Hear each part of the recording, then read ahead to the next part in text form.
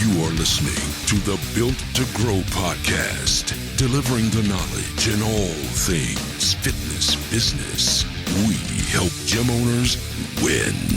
Here are your hosts, Tim Lyons and Randy Engston. There it is. Okay, here we go. All right, welcome back to the Built to Grow podcast. I am your host, Tim Lyons, and joined in studio co-host today, Randy, the Sultan of Success, Engston. Good day, sir. Good day. Good day. How are you? I'm good, man. Cranking and shaking and baking. Yeah, making moves. All right, good podcast today. We're going to get right into it. Well, the first thing I would tell you is if anybody listening is interested in the things that we're going to be talking about on the podcast, book a call, pfmarketingsolutions.com/call. And that's a book a call with you, Randy. Mm-hmm. And there's a little form that you fill out, and then we get on a call and talk about it. Yeah, we'll dive into your business, take a look, and see, if there's any areas we can shine some light on and optimize your performance. Optimize. Yeah, it's making more money. That works. For business owners. Yeah. For anybody, really. Yeah. So today's episode really stems from the last two calls back-to-back that we had, and it really comes down to short-term versus long-term marketing strategies, how to continue to get people in your business. So what we see a lot of times is a lot of short-term strategies. Yeah, more often than not. Yeah, and short-term strategies is like a quick, what are we doing this month? Let's get some leads in, then move on. Next month, you don't know what you have going on, right? Sure, so, you might change it. You might, depending on the marketplace, you might rerun it, right? But short-term. Short-term plays versus long-term plays. And actually, I was a guest on a podcast yesterday, and we got into this a little bit. He asked me, like, what are the strategies to use? If people are, wondering what to do. And I was like, the point that I made on the podcast yesterday was about having multiple poles in the water versus just what are we doing today? And having a long-term strategy is as important as getting members today, because a lot of people are flailing and they need clients today. And if it slows down in their business, they don't know what to do. So they shotgun the approach and they pushed it out. And I did a live about it yesterday as well. Nice. So it really comes down to having both. And what let's define a little bit about what, a long-term strategy is versus a short-term strategy. I would say a long-term strategy is something possibly that could be evergreen all year round, can continue to bring the unaware up to the aware and into the buyers. So as they increase up that triangle of awareness triangle, yeah, they become buyers of your service. And so how do you do that versus short-term strategy would be pitching offers. Slap them in the face. Hit them with offers, buy my thing, direct response. Direct response, we talked about it several times on this podcast. So really what we do, and just to kind of let everybody know, is we do something called content to clients. It's our strategy that we've coined the name, and it works really, really well. It's done mostly with video for a lot of reasons that we'll get into this, but it's done over a long term, and it educates your clientele in the marketplace about who you are and the services you provide, and educates them, and it gives and it provides value, and they can get something out of that immediately. Sure. And over time, they become buyers because maybe at the time they watched that first video, they weren't in pain enough, or they were just beginning to start their search, and then you've hit them with a video, and video 5, video 7, video 10. All of a sudden, hey, those guys are the experts. I need to go see them. Yeah, the one thing that I'd like to elaborate on the difference between short-term and long-term, the awareness triangle and where the individual that you're speaking to is, right? The individual who responds to direct response marketing is usually somebody who's in a position to make that move. They've thought about it. They're aware. They know that this is a solution for something that they're experiencing. Makes sense. More often than not, you're not, hitting somebody in the face that's sitting in the couch that has no clue that fitness is the solution to their problem or their needs. They're not the one jumping off and taking action right away. Correct. But in a long-term play, that individual is kind of the one that you want to target first. You want to reach that large unaware, and then allow the system to raise that awareness. So the individual that you're targeting in the beginning, I almost think are two completely different levels of awareness. They're two individuals that don't have a ton of similarities in their interests necessarily, or the things that they're reading and looking at.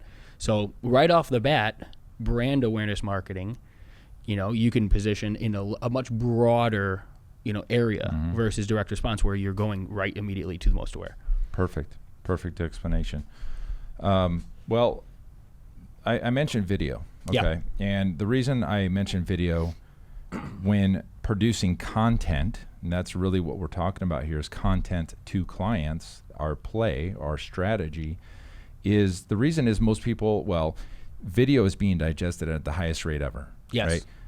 YouTube's the second biggest search engine out there. They are all video, and people like watching video.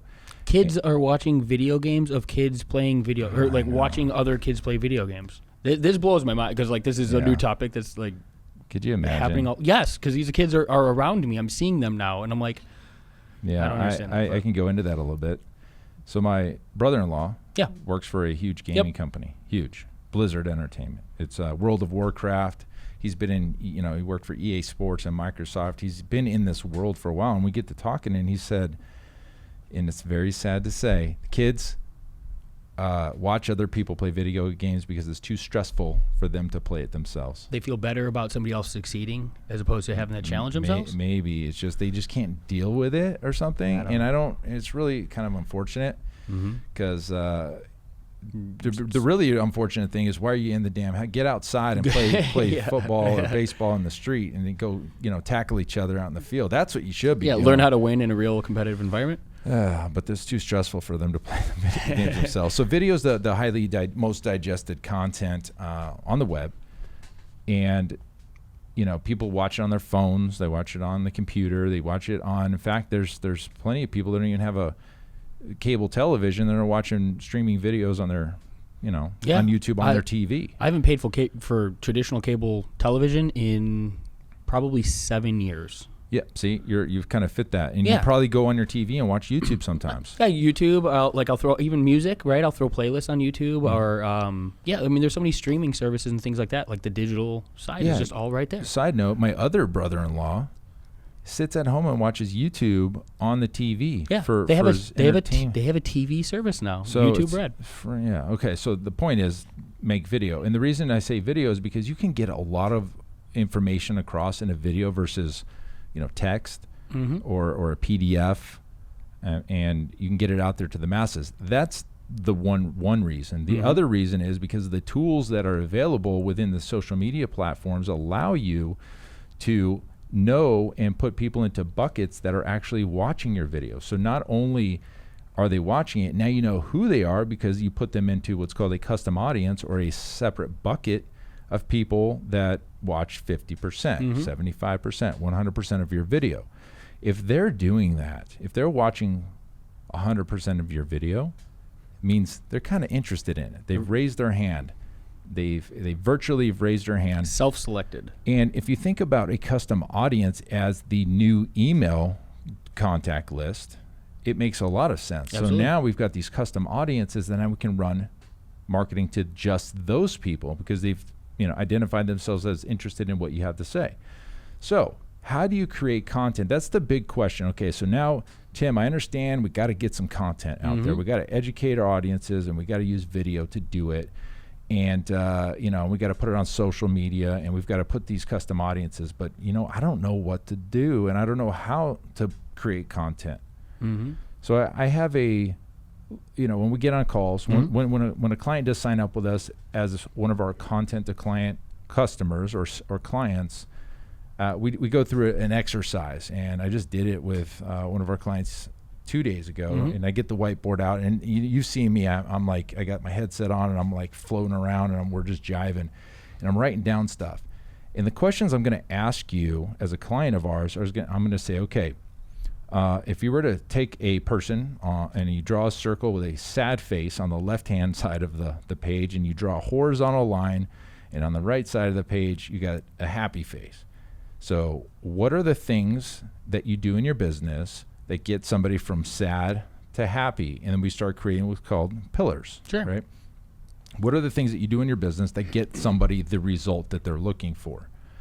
And so in the fitness business, in the brick and mortar, there's lot of common things. Obviously, your training should be one of those pillars. The way you train your clients is the reason they get results. Mm-hmm. Maybe you offer nutrition. Because of your nutrition, people get results with you. Mm-hmm. Maybe it's your environment. For us, it's therapy, muscle therapy. We do a lot of stuff on pain relief and management and therapy, post-workout therapy, and in between. So those are the things that we do. So, okay, now you know what those core pillars are. Now you drill down and become into, let's just say we're talking about training. Mm-hmm. What do you do in your training? Is it functional? Is it bodybuilding? Is it high intensity interval? Sure, yeah.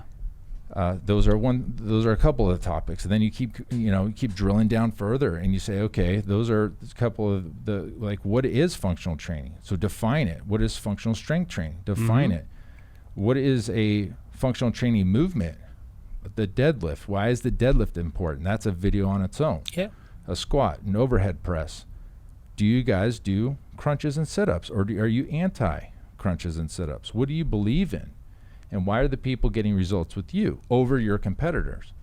So you create a video and you explain it to people and you tell them in their terms, and so they understand That's it. a big part. And a lot of gym owners and trainer dudes and girls, they get confused because they think everybody knows it. Mm-hmm. And I fall into this too when it comes to digital marketing. And I'm like, oh, everybody should know that. And you're like, no, dude, nobody knows that. Dude, okay. you just mentioned a pixel. What? What is that? To you as the trainer or the gym owner, you know what functional training is. Mm-hmm. You know what high intensity interval training is. But the clients out there don't. And all of a sudden it starts to make sense when I start to have these little mini breakthroughs on these calls. Like, oh, I get it now. I need to explain it to the my masses. Mom. I had this call, the same exact situation yesterday. I was helping somebody they were trying to understand how to develop a video about that content.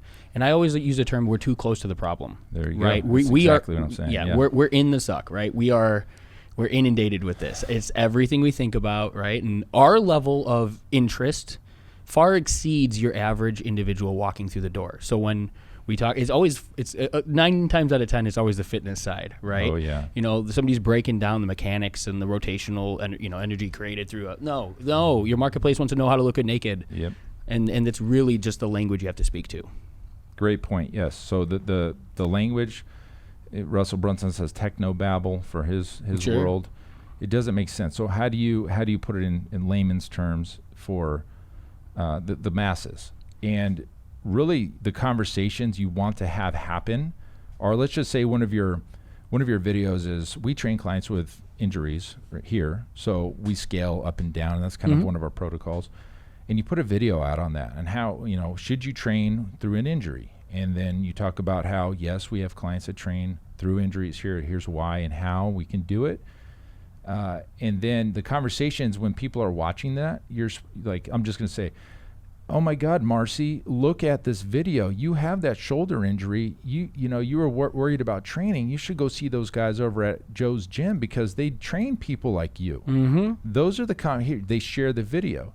And all of a sudden, Marcy looks at it, and Marcy's looking, yeah, you know what? I didn't realize this. I guess I should go talk to those guys because I have this shoulder thing, and I'm kind of feeling lazy right now. I didn't think I should work out. And all of a sudden, Joe's gym gets a new client because Marcy, it was shared to Marcy, whatever. So, engageable. It's got to be something that people can engage with. It's got to be perceived value. There's another term that we use quite often. Okay, and then so people listening, do you see the difference between, here's my 14-day offer, my Fat Loss Inferno program, versus training through an injury video? Those are two separate ends of the spectrum when it comes to marketing. What we're talking about today is long-term. Very clear when it comes to the call to action. Mm-hmm. At the end, like if you have a video ad for a direct offer, for an offer you position in the marketplace, your call to action is take action now. Click here to learn more. Sign up now. Mm-hmm. It's pushing somebody into a purchase. When you were talking about value in delivering content to your marketplace, the objective there is to create the most engaging quality content that you can provide to your marketplace, so that your audience wants to engage. First of all, view it, watch that high, the highest percentage of view that we can achieve, and then engage. Right? Ask questions on the comments. Or shares are like gold, right? With organic content or even paid, but for the premise of video views because you're getting free views. And then if they share it to their audience and they're watching it, now they're going into your custom audience because it's all about that video. The particular video that you're using, the 50% of the they've watched 50%.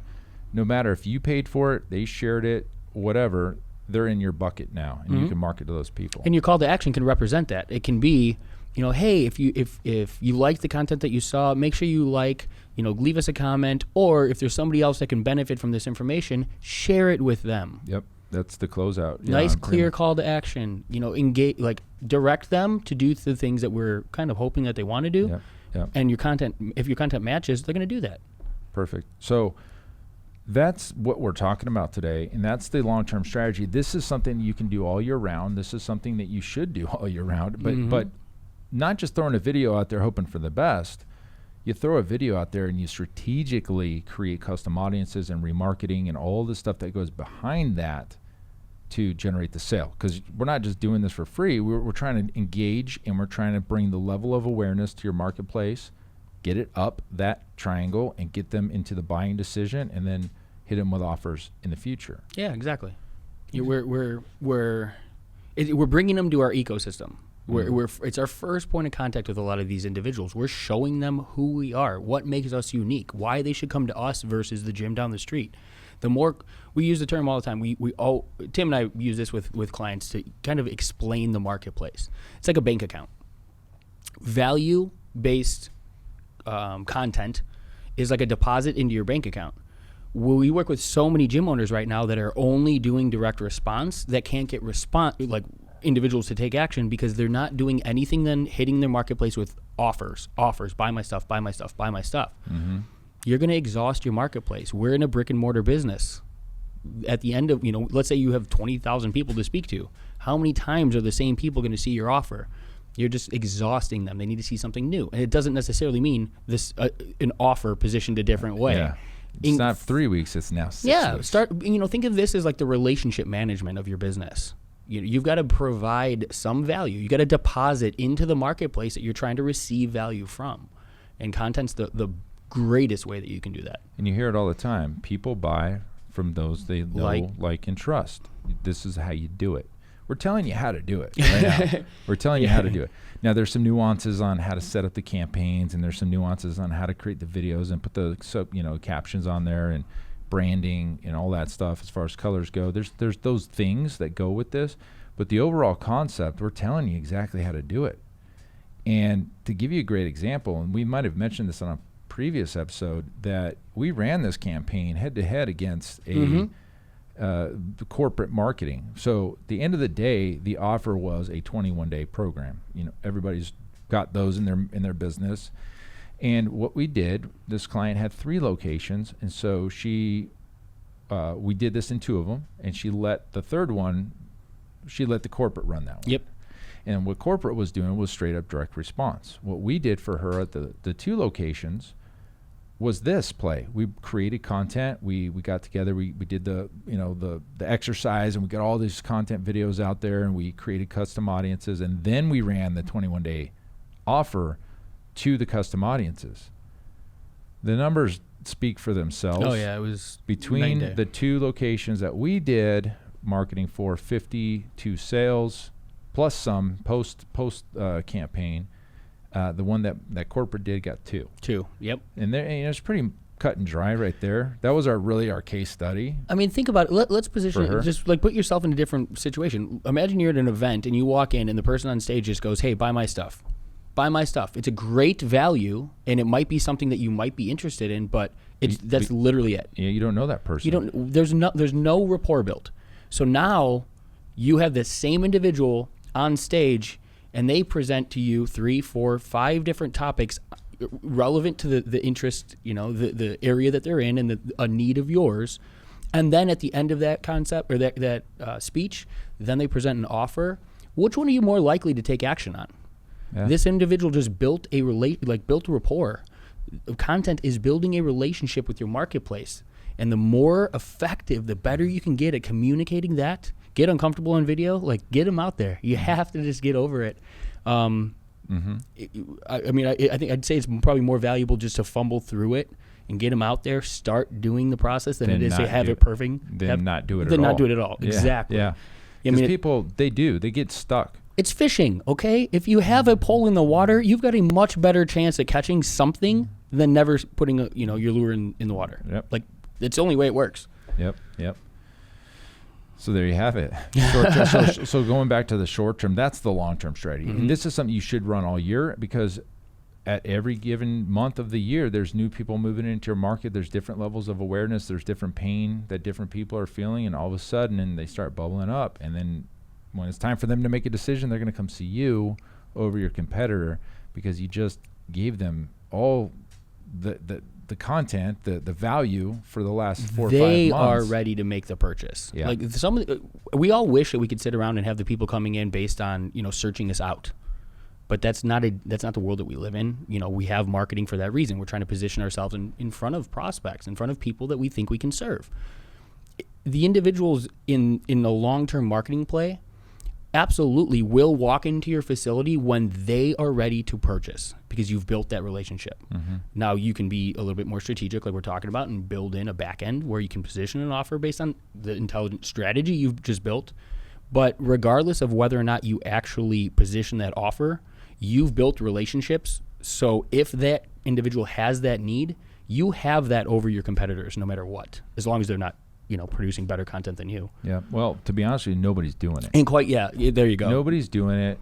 You can really position your gym up well above anybody that he can't even catch up to you. If you start now, if you want us to do it for you, awesome, we can help you with that. But if you get out there now, you're going to beat your competitors, because there's no way they're going to be able to catch up to you. If you've got 60, 70, 80 videos out there just floating around, and they're evergreen, and they're floating, yeah. and they have these their own little lives, right? You send them out, and they float around the internet, and then they kind of like go away, and then all of a sudden somebody makes a comment, and they pop back up. Boom, right to viral. And there's ways to get them to pop back up, by the way. You can make an edit to it, or you can add a comment to it, and all of a sudden they pop back up to the top of the feed, and all of a sudden they're in the mix again. I think at any given time you should have 4, 5, 8, 10 videos floating around into the, We work with clients. We offer up to 8 videos a month. Yeah, yep. Well, we can even do more. We absolutely can, but just like that's 8 videos a month. That's a lot of good quality content that you're positioning into marketplace. Yeah, pushing out twice a week. So, so content to clients, guys. If you want to hear more about it, just book a call with us at pfmarketingsolutions.com/call. That'll get you a call with Randy, and we can talk about the content to client strategy.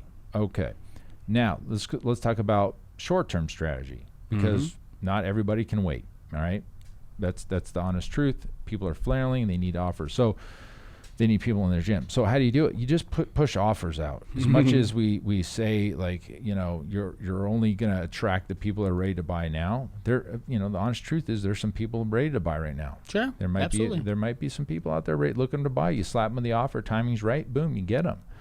So I feel that every gym should have an evergreen offer that their gym is known for.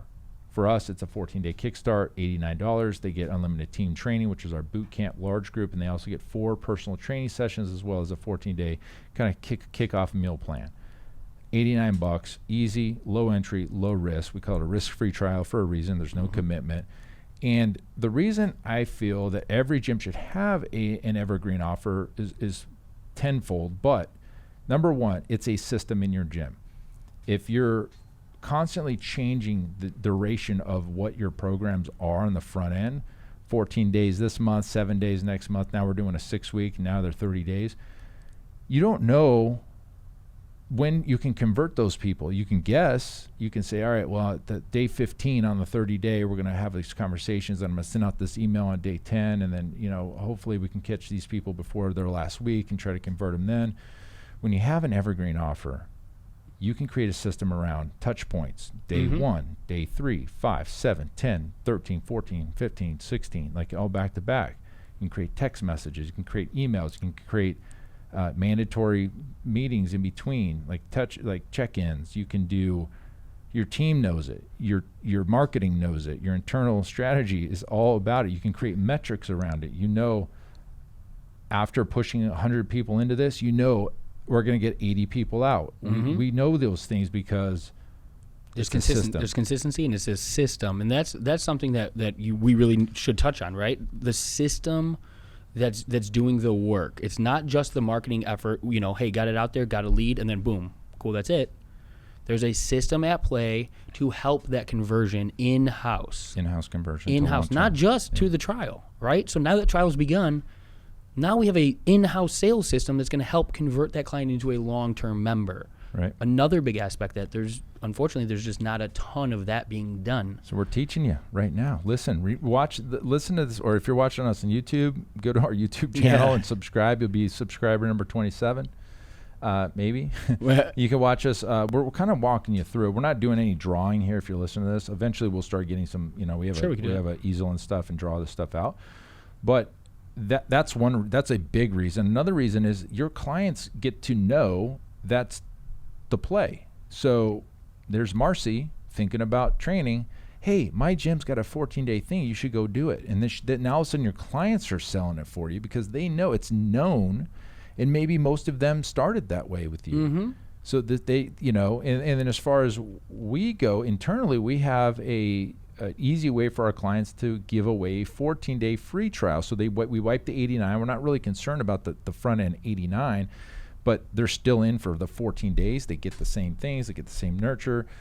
Zach, who you met on a previous episode, he knows when he's meeting with them. He's got his conversions process down. He's got his front end. It's beautiful. It's a system. It's beautiful. If you don't have this, do it. And hell, I can teach you how to do that too. I mean, it's just I'm just telling you, have to have an evergreen offer that's always available. That's a set time frame that in a box what this client's getting. Your team knows it.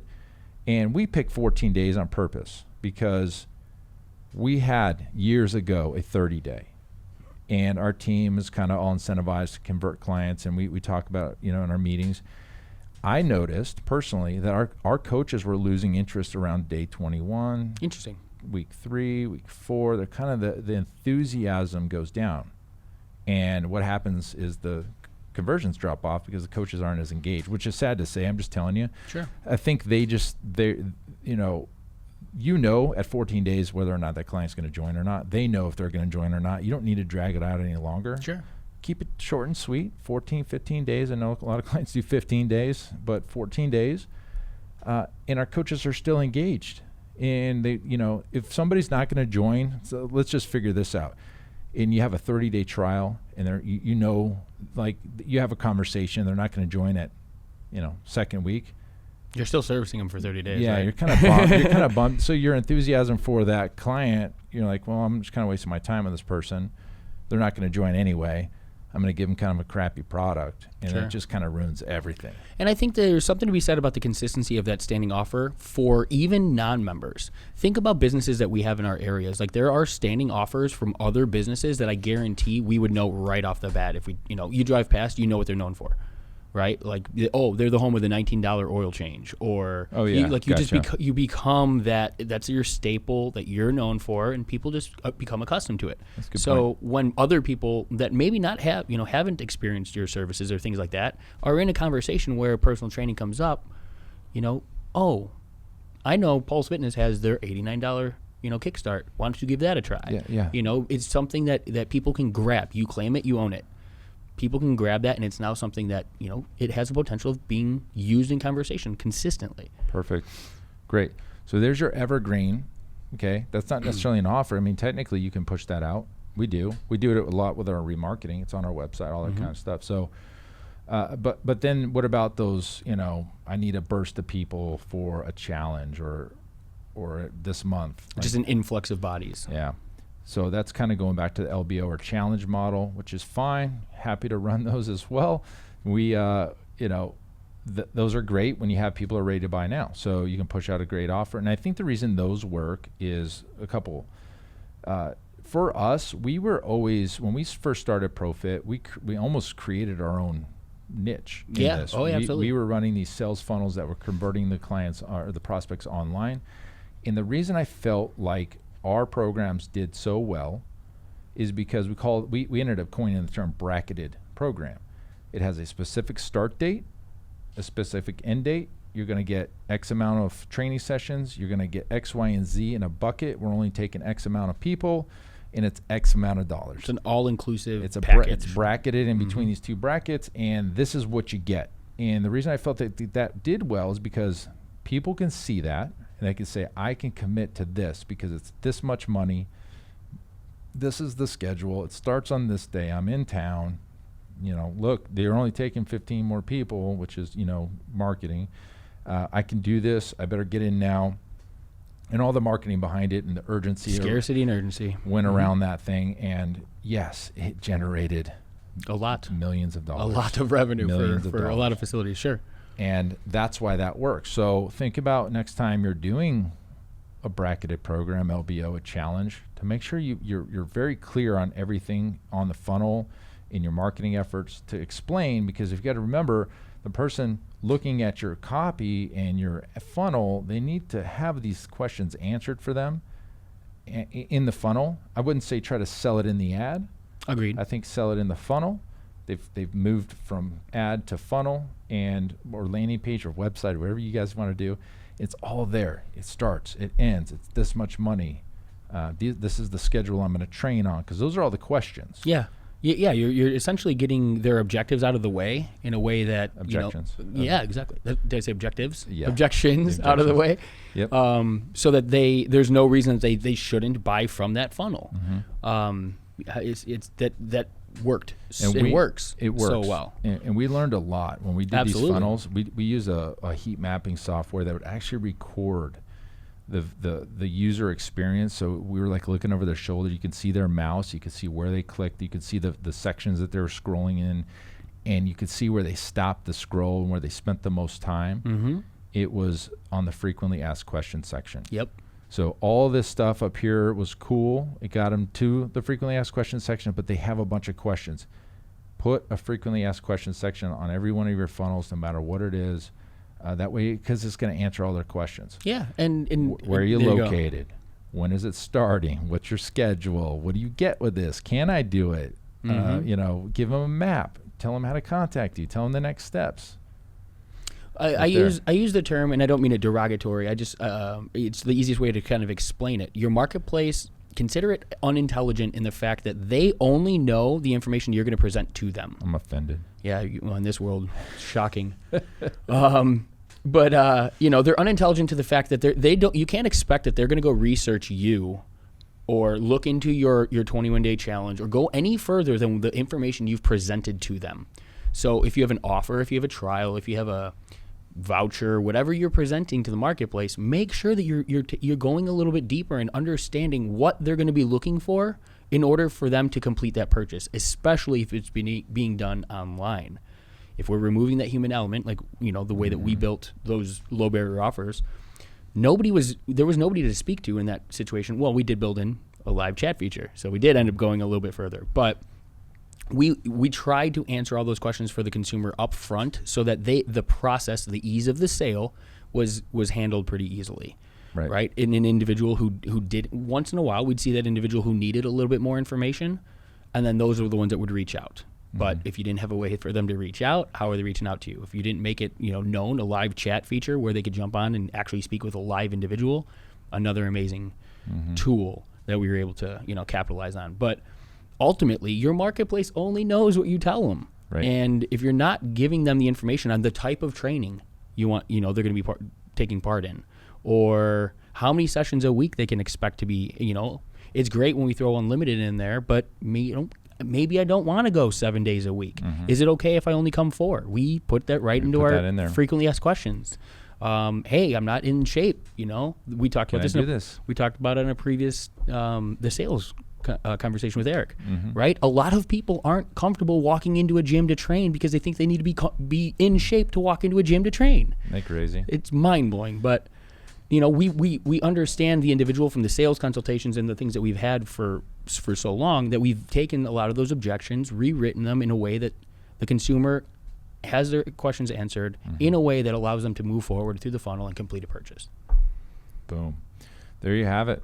Short-term, mid-term, long-term strategies, not tactics, but strategies to continue to nurture and bring people into your business. What do you do when you have leads in your business and all of a sudden they're gone? Or not gone, but they didn't buy? Okay, so what you're saying is they opted in at some point, or they raised their hand, and they either came in or didn't come in, and they just didn't finish the purchase? Yeah, let's say, like in either a sales funnel, or they opted in for an ebook, or somebody came into your ecosystem. How do we? Well, number one, you need to have a CRM, customer relationship management software that you can automate and outreach and put people into segments and lists and buckets to continue to stay in front of them, nurture them for the long term. I can't tell you how many times people have been on our list that for years, and they finally, something triggered in their life and they decided to take action. It goes back to sales and sales 101, right? People buy not only from people like trust and respect and things like that, but it's when it's appropriate buying decision for them. And so somebody might be interested in something that you've had to say right now, but that doesn't mean that they're interested in personal training right now. Yeah. So don't devalue that lead by just pitching it or not doing something with it. Continue to speak to this individual. Right. Our newsletters. Can I do something? Go ahead. Can I give away something? Yeah. Oh, give. Can we see if we can help people with this process? Okay. I mean, there's a method to my madness here. Do it, guys. If this is a area of your business you're struggling with, jump on a call. If we do have one of those breakthrough calls and we can get through and identify, okay, these are the needs of your business, I'm comfortable helping them out. We've got a couple versions of our 52 done for you newsletters. Okay. If it's all right with you, I'd love to just help them at least complete that one little process, so that at least they have something to speak to. Yeah, totally. Now you guys need some software and things like that, but we'll give you one of the versions of our 52 done for you newsletters. Tailor them to your specific business, right? Make them yours and unique. But at the end of the day, you have 52. You have an email that'll go out to your list once a week. Yes. And if you're not doing that already, guys, that's huge. That's huge. I'll put it to you this way. We, with Leslie on our team and writing Katie, we have copywriters on our team that went ahead and wrote 52, every single one of 52 emails. Plus there's some bonus ones. There's probably 56. And it's original content. It's all researched and referenced. If they've picked up, they referenced the study or something like that, where they got the information from. It's all turnkey. I've shown this to a lot of people, like, oh my gosh, how much time did that take you guys? And it took months to write all this stuff, but we packaged it up, and Randy's going to give it to you. Apparently, he's going to go ahead and give it away. So at the end of the day, I mean, like Tim mentions, I do a lot of these calls, and I work with a lot of business owners, and we identify holes in a lot of training businesses. The one thing that's become a really big eye opener to me lately is just how few are actually nurturing the leads that are coming into their business. Once you have that lead, market, remarket, sell until that person's dead or tells you to screw off or unsubscribes. Or unsubscribes, right? Exactly. I got a great story about this. So I used to do sales here. I don't know if you know this. Oh yeah, or not. no, yeah. He sold me at one point. Tim got my credit card as a member of his gym. I did. So I used to sell in here in the gym memberships, and training memberships and packages and whatever you call it, training services. And I got a call one day, and I would also answer the phone here too, which is, we're taking it way back. I used to answer the phone and mop the floor and do all this other stuff. But I met with this individual calls. He's like, hey, I want to schedule an appointment. Cool. He called. And we got him booked. Okay. So he comes in, and I have a consultation with him, and I go through this whole spiel with him, and we do the movement screening, get his goals, measurements, all that fun stuff. And he made sure to bring this to my attention. He goes, man, I've been on your guys' newsletter email list for 2 years. I was like, wow, man, that's awesome. Well, thank you. Appreciate that. He goes, I remember how I got on your list too. And he must have been a marketer. Sure. I'm guessing. And he goes, yeah, it was around Cinco de Mayo. You guys pushed out a healthy salsa recipe. And for those of you who don't know, in Arizona, it's a very Hispanic area, and Cinco de Mayo is party time out here. Yeah. So we pushed out this, it's like 7 different salsa recipes, one with mango and, one with super spicy one. And we put it together. I don't remember even where I got it, who put it together, whatever. I was a lead magnet, and we pushed it out, and he got on our list, and he just started reading our stuff. He was training at another facility. And for 2 years, he would open our emails because I could see it in Infusionsoft, and I would see, oh man, this guy's opening everything. So he was very engaged. We kept pushing out weekly stuff to him. He was reading them. Value-based. Yeah, I was pushing out value-based information content. To him. And then he finally, what happened was his trainer that he was training with moved. He moved out of town, and he was in the market for training. He goes, you guys, you guys email me every single week for 2 years. Here I am, sign up obviously in our unlimited package, obviously thousands and thousands and thousands of dollars. But it came from a lead, from a lead magnet, and he was on our list for 2 years. And it says something about when the buying decision is right for the client. There you go. It's not always us shoving an offer down somebody's throat and expecting them to respond. Yeah. They have to come to you when it's appropriate for them. That's the whole point of this podcast. Right there, the salsa recipe play. Yeah, there you go. Yeah, we'll double at that. The point was we nurtured this guy over the long term. We didn't pitch him anything. Well, he probably went into some of our campaigns. He probably received offers at some point. He got offers in there and stuff, but he finally bubbled up. But the offers weren't relative to him because he was already experiencing the solution to his problem. Right. With the solution goes away. The problem arises again. The problem's back. He went to the individuals that proved to him. They built rapport that he liked, trusted, and respected the information you brought forth. You guys positioned yourselves as the resident experts in the area. Mm-hmm. And look at it. The system did exactly what it's designed to do. Yep. It's a system. And we were doing this. This is several years ago. We've been doing it that long. And the unfortunate thing is, even today, 2019, there's gym owners that don't even have a CRM. You look at if your email says Gmail, there's definitely domain. Yeah. If you're still using non-domain based email, there's opportunity, guys. You can't even step into a CRM without a domain. A lot of domain or CRMs without a domain based email address. Meaning yourbusinessname.com. Correct. Yeah. So let's just say you're fusionfitness.com. It's Brian at fusionfitness.com, right? That's what we're talking about. Don't email him. We don't know if that's real. I don't know. Don't email Brian. I don't know if that's real. Versus brianfusionfitness at gmail.com or at Yahoo or Hotmail or MSN. And there's something to be said about that. If you as a business owner, there's two things, right? Before I don't want to rant too much, but mm-hmm. I call on appointments set by gym owners. There's two things that I just don't understand as a business owner. Clear your voicemails, guys. If people are trying to reach you, you need people to be able to get a hold of you. You're in a position to, your job is to exchange money for services. People are trying to get a hold of you for that. Clear your voicemails. And the second one is, it's a simple thing to do. Set up a domain-based email address. If your website it doesn't have to be beautiful and elaborate and things like that, but own the domain.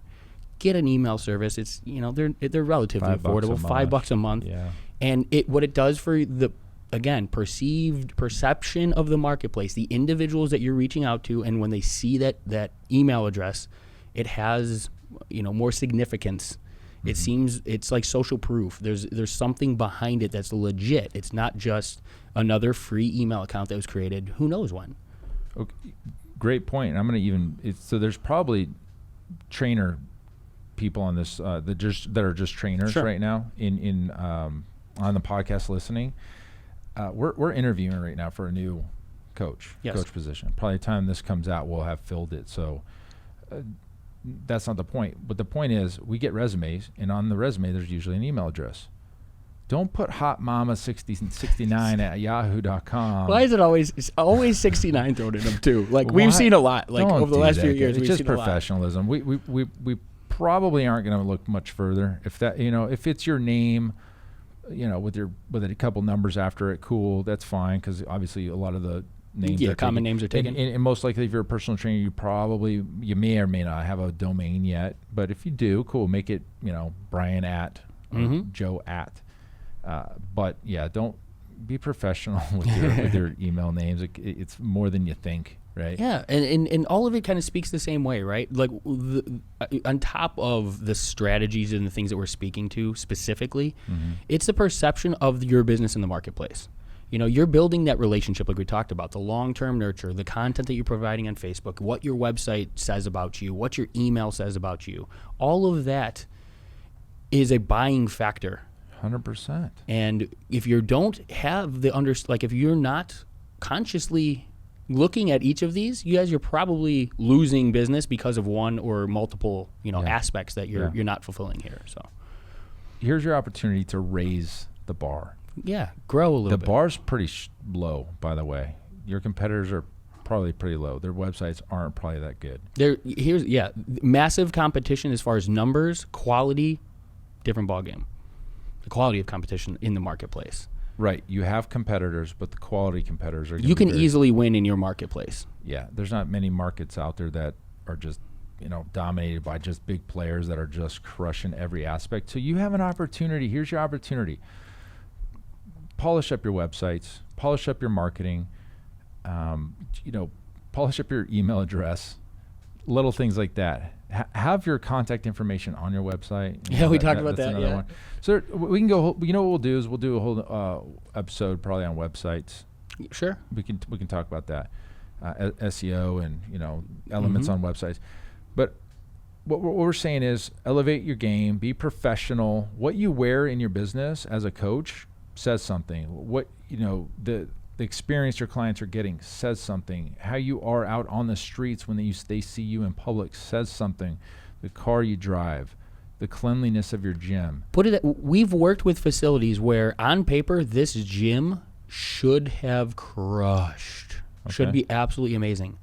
What we came to find out is that the individual operating was not the nicest of gentlemen.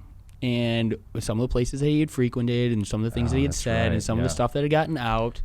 Crushed a reputation. His reputation was demolished in his marketplace. So it didn't matter how much money he threw at his marketplace. Everybody knew his town was small enough where his name was notorious for all of the things he had done. That sucks. What do you do? Move? Probably. I mean, if you're going to stay in that business, right? Probably, yeah. But it goes like Tim said, right? If you're in, your reputation matters as much as your business.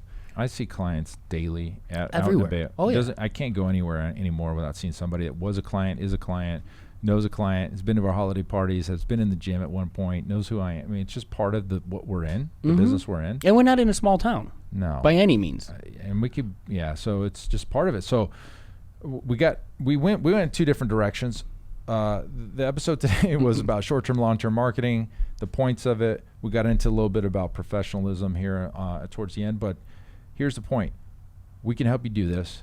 If you guys are interested in getting on a call, if this sounded interesting to you and you're like, hey, I want, that stuff sounds pretty cool. I wish those guys would do it for me. Happy to do it. We got our content to clients program, our strategy that we actually implement. We're doing right now in several locations. On behalf of our clients, for our clients. As well as ourselves. So really what we're going to do, if we decide to work together, we're going to help you create the videos.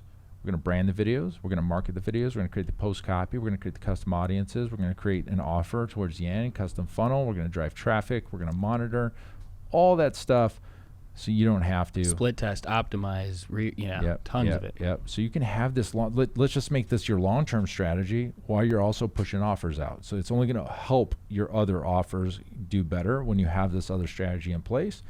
And so if that's something, if you said, hey, guys, it sounds awesome. I don't really want to have to do all that stuff. Jump on a call, pfmarketingsolutions.com/call. Happy to talk to you. Tell you what we're doing, show you some stuff that we are doing. And if it's a good fit for you, we'll have you on board. It'll be one of our new clients. We'll Absolutely. Love it. And if not, we're gonna highlight those areas in your business for you. We're gonna help you, see the light in some areas, and then you can turn around and do with that what you may. Perfect. Okay. But it's a start in the right direction. Keep crushing, guys. Until next time, keep changing lives. Bye.